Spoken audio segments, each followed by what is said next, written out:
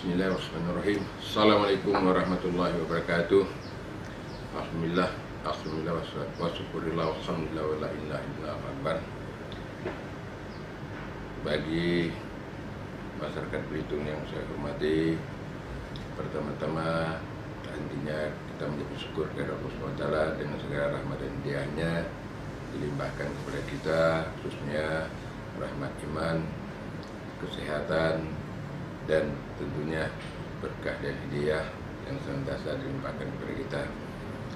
Bapak Ibu Saudara sekalian yang masyarakat itu yang saya banggakan dan saya muliakan, menyikapi dinamika yang berkembang di masyarakat melalui berbagai media sosial akhir-akhir ini, ada beberapa hal yang perlu saya luruskan, yaitu menyangkut beberapa hal sebagai berikut. Satu, pemerintah Kabupaten Belitung tidak pernah membuat polling tentang moda transportasi udara dan laut yang masuk dari luar Belitung dan dibuka mulai 1 Juni 2020. Dua, pemerintah Kabupaten Belitung tidak pernah mengirimkan surat kepada Kementerian Perhubungan RI untuk melakukan penundaan jadwal dan atau tidak terbang dari dan ke Belitung untuk semua maskapai penerbangan. Pemerintah Kabupaten Belitung senantiasa berupaya untuk mengikuti instruksi yang disampaikan oleh pemerintah pusat dengan tidak mengabaikan situasi dan kondisi kekinian terkait perkembangan penyebaran COVID-19 di Kabupaten Belitung. Dan kalaupun penerbangan dibuka, tetap menerapkan SOP, aturan penerbangan terkait protokol kesehatan dan syarat-syarat yang harus dipenuhi oleh calon penumpang sebelum dan sesudah mendarat, seperti perlunya surat keterangan bebas COVID-19 dan hasil swab bagi calon penumpang pesawat udara serta rapid test bagi calon penumpang kapal laut. Ketiga, terkait dengan jadwal masuk sekolah bagi para pelajar TK, PAUD, SD, dan SMP sesuai dengan kewenangan Bupati, khususnya di Kabupaten Belitung, dapat dijelaskan berdasarkan hasil rapat Forkominda dan pemerintah Kabupaten Belitung beserta seluruh jajaran organisasi perangkat daerah atau OPD terkait pada tanggal 2 Juni 2020 bahwa para pelajar TK, PAUD, SD, dan SMP akan memulai pembelajaran kembali pada tahun ajaran baru, yaitu tanggal 13 Juli 2020. Sebelumnya, tanggal 2 Juni sampai dengan 14 Juni 2020, terlebih dahulu dilakukan persiapan dan penerapan SOP terkait protokol kesehatan bagi para siswa sebelum, selama, dan setelah jam pembelajaran sebagaimana yang disepakati dan ditetapkan oleh dinas terkait.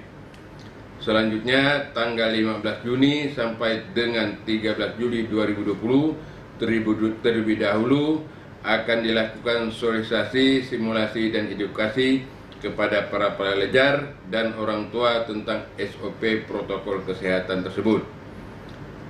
Rencana untuk membuka atau mengaktifkan kembali pembelajaran di sekolah-sekolah tentunya akan disesuaikan dengan memperhatikan situasi dan kondisi yang berkembang. Jika penyebaran COVID-19 di Kabupaten Belitung tidak ada lagi atau terus maju bergerak ke zona hijau, maka pelaksanaan pengaktifan pembelajaran tersebut dapat dilanjutkan. Namun sebaliknya, jika tidak kondusif situasi dan kondisinya, maka pemerintah Kabupaten Belitung dapat melakukan penundaan terhadap rencana tersebut. Sedangkan untuk jadwal sekolah atau pengaktifan jam pembelajaran bagi pelajar SLTA ditetapkan melalui kewenangan provinsi. Saya tambahkan, persoalan yang berkembang berkaitan dengan sekolah ini semuanya itu adalah dalam rangka kita mempersiapkannya berkenaan dengan SOP maupun protokol dalam sekolah itu. Jadi bukan berarti langsung, karena ini harus kita persiapkan. Jadi jangan sampai sudah waktunya kita belum siap secara aturan dan regulasi.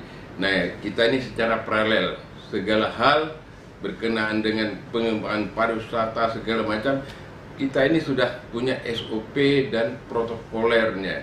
Jadi kapan ini zona hijau, kita mungkin sudah bisa melakukan action sebagaimana halnya aturan yang berlaku ini ya. Keempat, dihimbau kepada seluruh masyarakat yang pernah kontak langsung dan atau erat dengan pasien positif COVID-19 yang telah melakukan rapid test pertama agar dapat kembali memeriksakan diri pada rapid test kedua sesuai jadwal yang telah ditentukan. Hal ini penting dilakukan guna memastikan tidak ada lagi rantai penyebaran COVID-19 yang baru di Kabupaten Belitung. Dan terakhir, penting sekali bagi kita semua untuk dapat saling memahami suatu dengan yang lain, mampu bertindak dan berpikir jernih serta rasional, tidak diskriminatif, mengedepankan kepentingan orang banyak, meniadakan pandangan-pandangan negatif atau suudzon, ya, berprasangka buruk kepada kelompok masyarakat, suku, agama, ras tertentu agar tidak menimbulkan perpecahan dan konflik berkepanjangan di masyarakat yang akan menyebabkan persoalan gejolak sosial di masyarakat. Ini yang paling besar masalahnya bagi kita untuk hidup ke depan.